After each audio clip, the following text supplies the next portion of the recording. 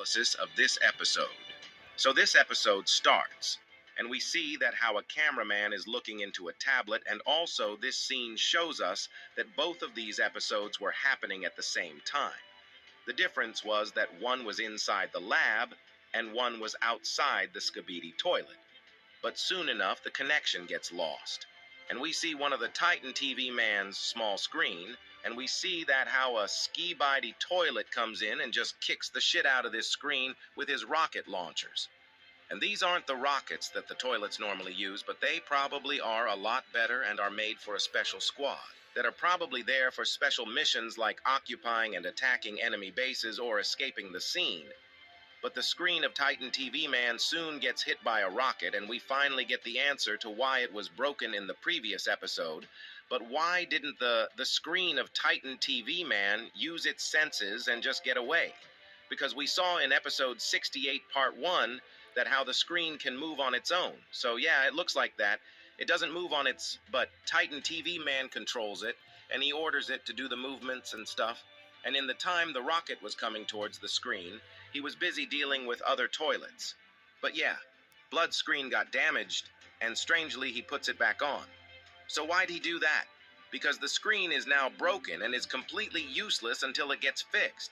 So why did Titan TV Man even bother picking it up? And yeah, this really couldn't be understood this easily. And the biggest possibility here is that Titan TV Man didn't want to give the toilets a free screen. Because if you've watched the second part of episode 70, you may know that how toilets have stole a lot of stuff from the Alliance. And this seems like the main reason to why Titan TV Man did this. But let's progress forward. So after picking up the screen, Titan TV Man says something, and this is really important, but we'll get back to it really soon. But for now, let's leave this hanging. So the camera leans to the left, and we see that how some rocket launchers and popping out of the Skibidi toilet base, and they are directly aimed towards the Titan. But we see a new ability of Titan TV Man, and this shows us that even without his screen, Blood is just too strong, and he doesn't even touches the rockets with the sword, but just moves it quickly past them, and all the rockets are deflected. But sadly, one of the rockets is deflected towards the POV, and Blood gets completely wrecked. Support me on my tweet to pay respects. Anyways, we see that how all of this was being monitored by another cameraman, and we find out that we never really are in the POV of one single cameraman, but are in the POV of multiple cameramen. And this theory of mine was absolutely correct, but in the next POV we witness the secret agent. But the question is that how was he in two places at once? And where was he in this episode, and what was he doing? We'll get to everything in order. So right after we get into this POV, we witness that a lot is going on here, but right after switching the POV, we witness the rockets that were deflected by Titan TV Man falling onto the mountains and creating huge blasts. And we also witness that how strong these rockets are. And if they were to hit the other Titans except Titan TV Man, both of them would be cooked. But before we dive further more, I want to mention the description of the video. So Boom wrote that, while the alliances were busy with cooking scientists, someone escaped.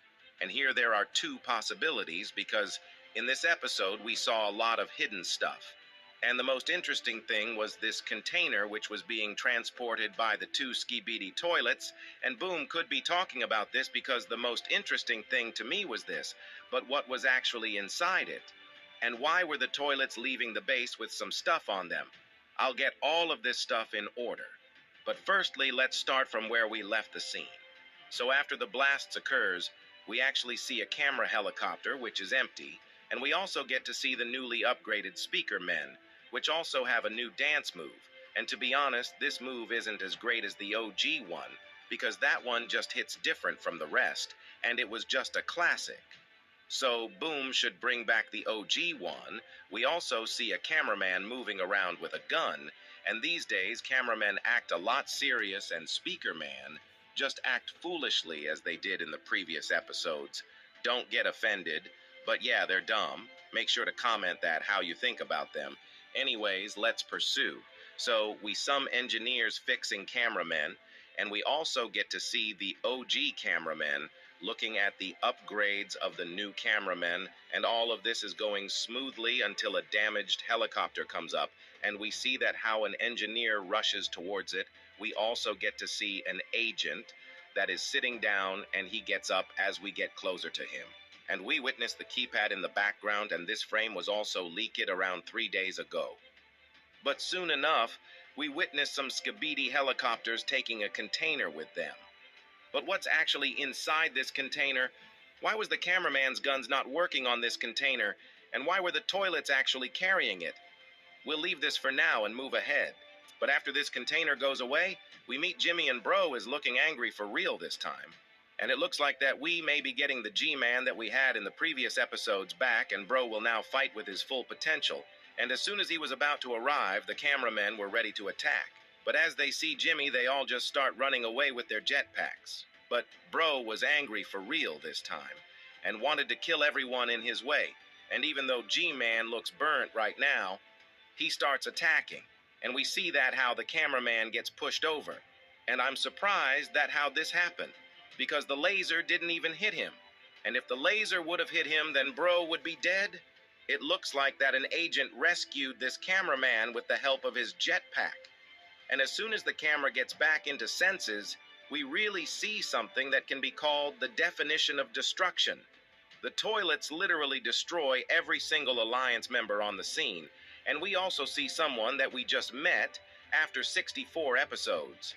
And yeah, it's the DJ Toilet. I'm glad that he's even alive. And here we see the mutant who has the body of a cameraman, and Bro just simply rips an engineer in half. And in my opinion, this guy is the plunger man of the toilet side. But now we see that how all the toilets have killed the agents, and this mutant has even gotten an upgrade, because he has a gun, just like the scientist had in episode 70 part 3, and we see that how there isn't any effect of the new weapons of the cameramen on this guy, and we see that how G-Man signals him by raising his eyebrows, and he leaves the scene instantly. And here we see that how G-Man charges his lasers and attacks the POV cameraman, and the POV falls, and we see that Jimmy flees the scene instantly after this, because as soon as flees, we see the newly upgraded Astro Toilet coming towards this place. So why was he here? And did G-Man ran away after witnessing that the Astro Toilet is coming? Is Astro Toilet an ally of G-Man, or is he a threat for both? But from the way he enters the scene, it seems like that Bro is trying to find someone, probably G-Man.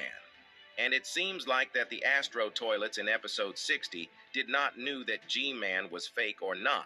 And they are probably seeking revenge, because the enemy of this guy seems G-Man, as he left the Titans for him, and G-Toilet may have been signaled that Bro is coming, and he didn't want to fight him, because all of them have to escape right now and take all of their stuff away from here. But what actually did Titan TV Man said, "I know you've been waiting for long, but as soon as his screen gets broken and he picks it up, he says, 'You're so dead.'" And I don't even know what to say, because Blood just used one line for both of the characters in this scene. And it's pretty hard to say that if he said it for the screen, or for the Skibidi Toilet who actually killed Bra TV Man's just not too understandable. But what about for the next episode? What'll happen next? Because this was just happening at the same time. And the main question is that what'll G-Man now do?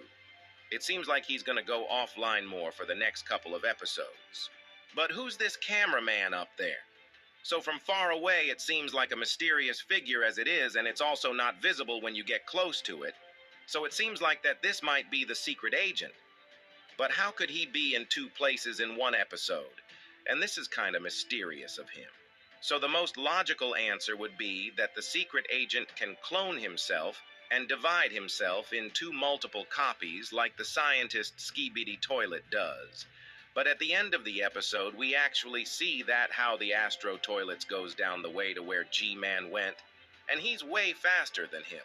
So does this mean that we'll get to see the clash of the Astro Toilet and G-Man in the next episode? Probably yes, because whenever someone flees, the Alliance sends spies behind them, and it looks like that spies might also go after G-Man. And if this happens, then the cameramen would record this amazing heck of a fight for us. Anyways, don't forget to support me on